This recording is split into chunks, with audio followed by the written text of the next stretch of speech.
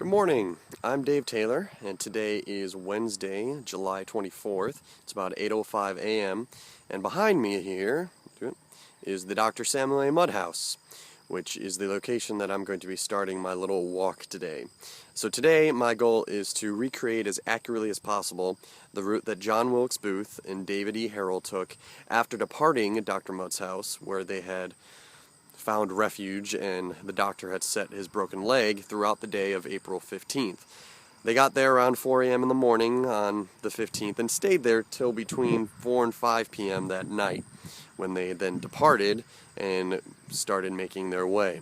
So their exact route taken from this house to Oswald Swann's house, which is the next place we know that they were seen, is not known for 100%, but based on different things that David Herold said in his statement, and based on witnesses at Dr. Mudd's father's house, we have an idea that they've stopped by two other places before they got to the home of Oswald Swann. So today I'm going to start at Dr. Mudd's house, which is behind me. I'm going to be heading, gotta get my directions, I'll be heading east first, which is what Dr. Mudd said he saw the two fugitives do, before I will be doubling back and heading south. No, I just did that wrong. I will be heading west first, which is what Dr. Mudd said he saw, and then I will be going east and south for the remainder of the trip. So currently, the Mudd House is open for public tours on Wednesdays and Sundays. I'm a bit early for the public tours on Wednesday, and it doesn't look like there's anyone there right now, except I know there is a Mudd descendant who lives in the house. So I'm going to try to avoid trespassing too much further on the land. But you can come here for tours on Wednesdays and weekends. On Wednesdays and Saturdays it's open from 11 till 4, and on weekends it's open from 12 to 3, I believe. So Dr. Mudd said when he got back home from Bryantown, he saw Booth and Herold, I gotta adjust my camera, at the house, and that they started out down a dirt path that leads away from the house, and at the back of the house is a little sign. So I'm going to try to get to that dirt path without getting too close to the house. Signing off. Alright, right in front of me here is the path, and you can see it coming right up over the ridge right there, and going back there, that Dr. Mudd said he saw the two fugitives leaving. So Dr. Mudd went into Bryantown. He was actually accompanied by David Herold for a time before Herold got a little skittish and made his way back to the house. Dr. Mudd said it was there in Bryantown that he learned for the first time that Lincoln had been assassinated, and on his way back, when he got within sight of the house, he saw the two fugitives probably up on the knoll. That's a little hidden, sorry, right about there, away from his house already. At that point, David Herold came riding back toward him and asked him again for directions to Parson Wilmer's, who was the parson of Piney Church, or Bryce's Chapel. Now, a lot of historians question this, because Parson Wilmer was the Union spy in Charles County, and nobody liked him, including Dr. Mudd, and he was a very unusual person for Herold to be asking directions to. So whether this was a lie from Herold trying to cover up where they actually wanted to go, or Mudd covering up that maybe he knew who they were and were trying to throw off investigators, we don't know. But Herold came back, according to Dr. Mudd, and asked for directions to Parson Wilmer's, and he told them that there were two routes to get across the swamp. And the swamp is actually more behind me. It runs north-south and kind of in an easterly direction. And so the swamp is, it's all that area there. And so Dr. Mudd told them that there's two ways to get across the swamp. One is through the public road that goes through Beantown. Now that is the road, so this is Dr. Samuel A. Mudd Road, and it runs up right there. That would be, this little crossing here, is the road that would go to Beantown. And so they could take that road and then take it across the swamp where there was a bridge. But he also told them, and that would be about 5 miles to get you to Parson Wilmer's. But he said there's also a way you can get across through my property, which is kind of a private road, and he said you just have to take down a fence and you could get across that way, and it'll only be about 4 miles. And so according to him, that's the direction they started to take down this path. And so I'm going to start walking this path now until it gets me a little close to the swamp area. It's about 8:15, and this is Dave Taylor signing off. I'm currently walking southwesterly away from the mud house, which is up there behind me. For the longest time, everyone kind of took Mudd, what he said, and they agreed with him, and in a lot of books, in the early days, especially what comes to mind is Osborne Oldroyd's book in 1901, where he actually retraced the route walking it, same way that I am. He also kind of espoused this idea that Booth and Herold went west across the Zakiah Swamp, right through Dr. Mudd's little path here, like they said they were going to, like Dr. Mudd said he gave them directions to. And that idea stayed for a very long time until a couple authors looked at it and saw that people like Oldroyd would say that Booth and Herold crossed the swamp right here by Dr. Mudd's, went to Bryce's Chapel, and then after getting lost, they ended up with Oswald Swann. So they correctly knew that the next stop that they made was Oswald Swann.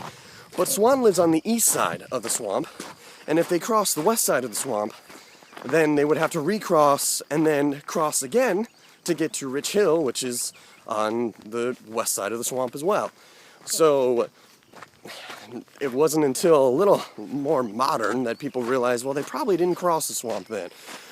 And so whether they even went this way, like Mudd said, on this little path toward the swamp, which is what I'm getting close to, well, there's corn and everything around me, whether they even really went this way, is debatable. But at least we can retrace it as if they did.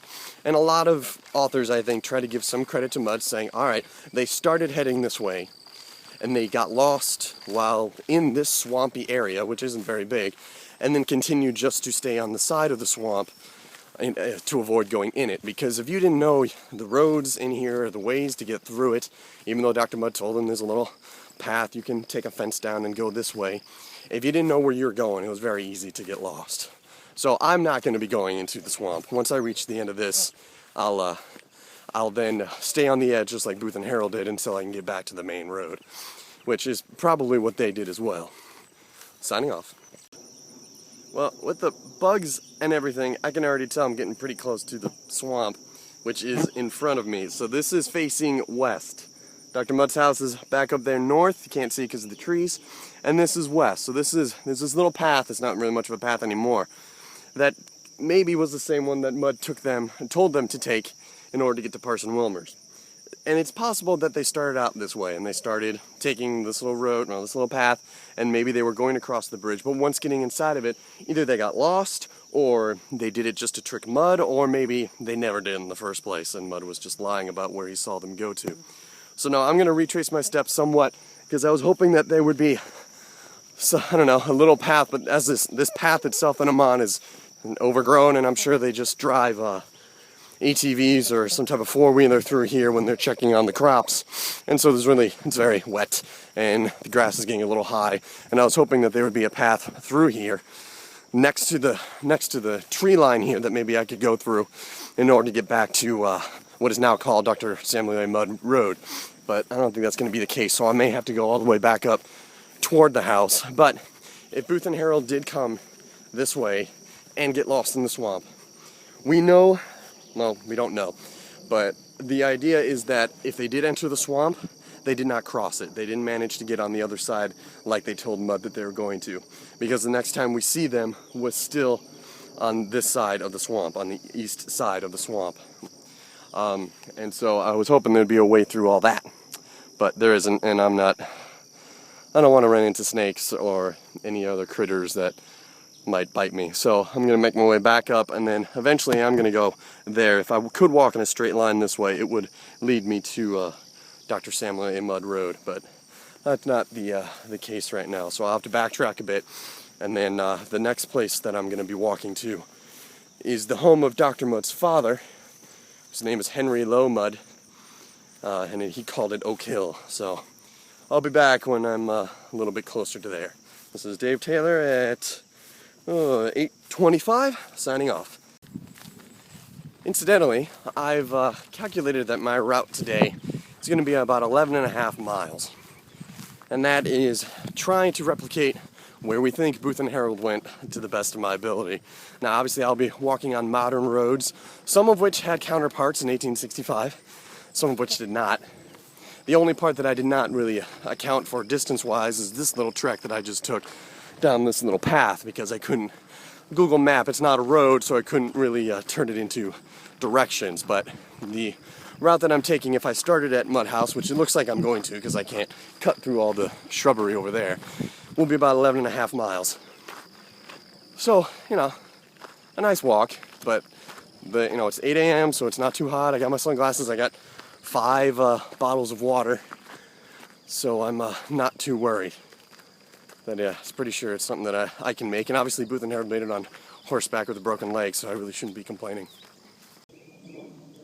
Well, I'm currently on the road going away from the Mud House, and if you can tell, there's a sign right there, which is the roadside outside of the Mud House, that says this is the home of Dr. Samuel A. Mudd, who set the broken leg of John Wilkes Booth, blah, blah, blah. I don't know what all it says. I took a picture, though. So I'm now on the road going away from there, heading toward the former home of Henry Low Mudd, who was Dr. Mudd's father. Dr. Mudd's father was rich. The Mudds, they had money. He had a very nice-sized plantation. Dr. Mudd's land came from his plantation. It was a gift that Dr. Mudd's father gave to him after he was married. When the Union started drafting people, Dr. Mudd's brother was drafted, and Dr. Mudd's father paid the money so that he wouldn't have to. And we know that Dr. Mudd himself was drafted in the Union Army, but didn't go, which means that he paid for a substitute, or more likely that his father also paid for a substitute for him. So he had a nice house called Oak Hill, and if you have Osborne Oldroyd's book, when he took this walk, and there's a car behind me, hold on a second. It's probably going to make a lot of noise, and hopefully it won't hit me, because this road's a bit narrow. I'll wait for them to pass.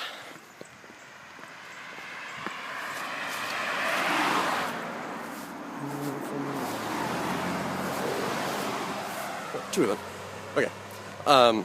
In Osborne Oldroyd's book, there is a picture of Oak Hill when he did this walk, and so if you open that up, I don't know the page number. I also think I might have it up in the Mud Gallery, or the Mud House Gallery on Boothie Barn here. But it was a nice-sized home. It burned afterward, and so there was nothing left of it. So where I'm going is the approximate location.